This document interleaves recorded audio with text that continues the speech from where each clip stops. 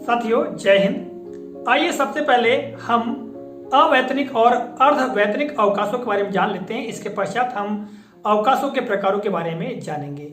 जैसा कि आप यहाँ पर देख रहे हैं, सबसे पहले क्रम पे मैंने लिखा है असाधारण अवकाश।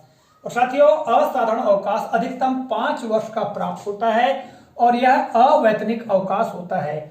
इन अवकाशों को अवकाश लेखे से नहीं घटाया जाता है क्योंकि यह अवैतनिक होता है। दूसरा है हॉस्पिटल अवकाश। साथियों, 3 वर्ष की अवधि में 6 माह का हॉस्पिटल अवकाश प्राप्त होता है और इन 6 माहों में 3 माह का अवकाश वैतनिक होता है, यानी वेतन प्राप्त होता है, और फिर 3 माह का जो अवकाश होता है वो अर्ध वैतनिक होता है, अर्थात आधा वेतन प्राप्त होता है।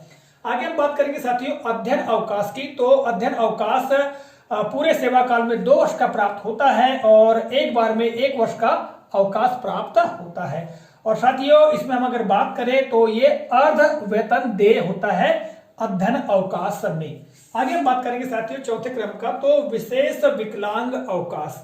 और ये पूरे सेवा काल में 2 वर्ष से अधिक का प्राप्त नहीं होता है और इसमें 4 माह का वैतनिक अवकाश होता है और शेष अर्ध वैतनिक अवकाश होता है। साथियों, यहाँ पर मैंने केवल अवैतनिक एवं अर्धवैतनिक अवकाशों के बारे में ही बताया है। अब जब हम बात करेंगे अवकाशों के प्रकारों की, तो साथियों उसमें वैतनिक अवकाश भी शामिल होंगे। साथियों, हम अवैतनिक की जब हम बात करते हैं तो यदि कोई कर्मचारी या शिक्षक अपने कार्य पर उपस्थित नहीं है, ठीक है, तो उसको तो वेतन नहीं मिलता है, परंतु उसको हम अवकाश पर है ऐसा नहीं मानते हैं। साथियों, नियमानुसार जो व्यक्ति विधिवत आवेदन देकर के यदि अवकाश पर रहता है तो उन अवकाशों को अवैतनिक या अर्धवैतनिक अवकाशों की श्रेणी में रखा जाता है। आइए अब हम अवकाशों के प्रकारों के बारे में जानते हैं। आइए साथियों जानते हैं शिक्षकों या कर्मचारियों को अपने सेवा काल में कितने प्रकार के अवकाश प्राप्त होते हैं।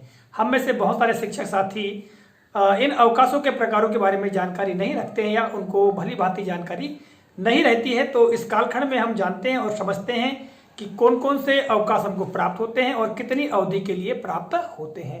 आप मेरे पीछे देख रहे हैं व्हाइट बोर्ड में मैंने महत्वपूर्ण जानकारी को अंकित कर लिया है और यहीं से हम चर्चा करने का प्रयास करेंगे। जैसा कि आप देख रहे हैं साथियों, मैंने यहाँ पर कुल 12 तरह से अवकाशों का विवरण लिखकर रखा है। सबसे पहले क्रम की हम बात करें तो मैंने लिखा है प्रतिकर अवकाश। साथियों, प्रतिकर अवकाश क्या होता है, इस संदर्भ में मैंने एक वीडियो में जानकारी दी है। आप उस वीडियो को इस वीडियो के अंत में जो एंड स्क्रीन है उसमें देख सकते हैं, उस पर क्लिक करके प्रतिकर अवकाश के बारे में जानकारी प्राप्त कर सकते हैं।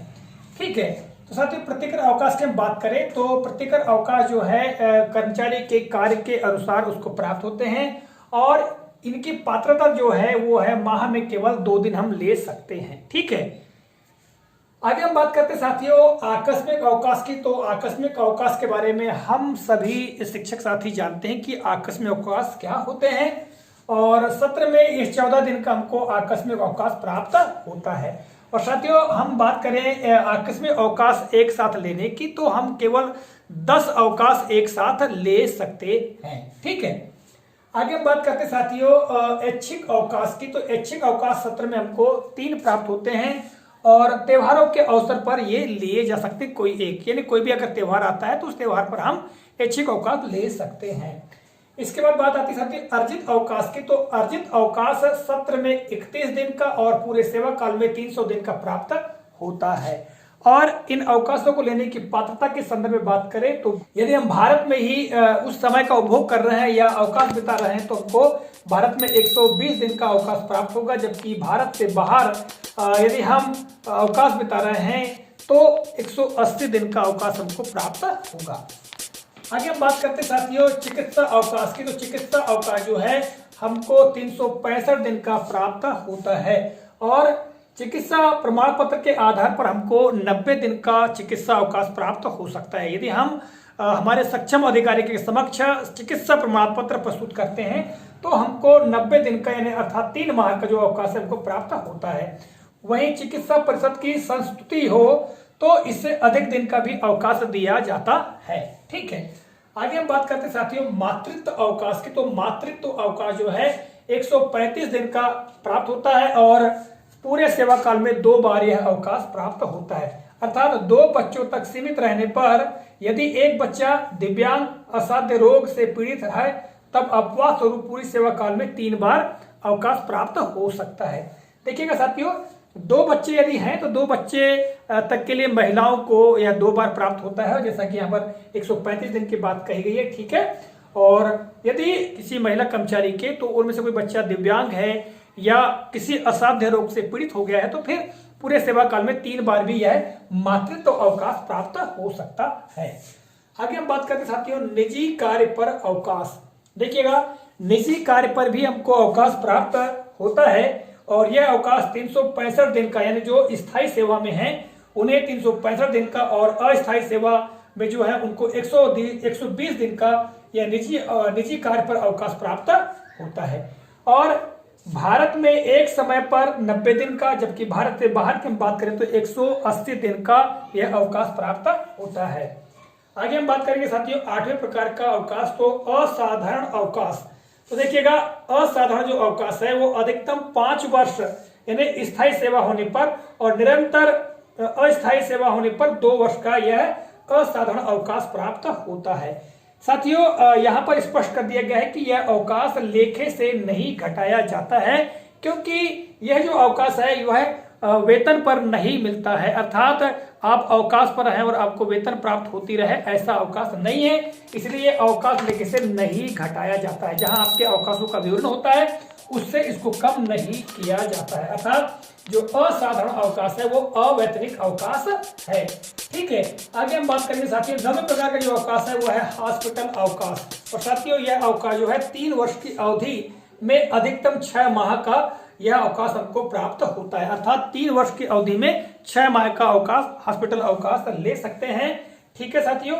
और 3 माह की अवधि वेतनयुक्त तथा शेष अवधि में अर्ध वेतन प्राप्त होता है। देखिएगा, जब हम अवकाश लेते हैं 6 माह का तो उसमें 3 माह तक तो पूर्ण वेतन मिलता है, किंतु जो बाद के 3 माह होते हैं उसमें अर्ध वेतन प्राप्त होता है। ठीक है। आगे हम बात करेंगे साथियों अध्ययन अवकाश की। एक बार में 12 माह और पूरे सेवा काल में 2 वर्ष का हमको यह अध्ययन अवकाश प्राप्त होता है। अर्थात 1 वर्ष का एक बार में हम ले सकते हैं और पूरे सेवा काल की हम बात करें तो 2 वर्ष का यह अध्ययन अवकाश हमको प्राप्त होता है। ठीक है। और अध्ययन अवकाश में अर्ध वेतन देय होता है। ठीक है। आगे हम बात करेंगे साथियों विशेष विकलांग अवकाश की।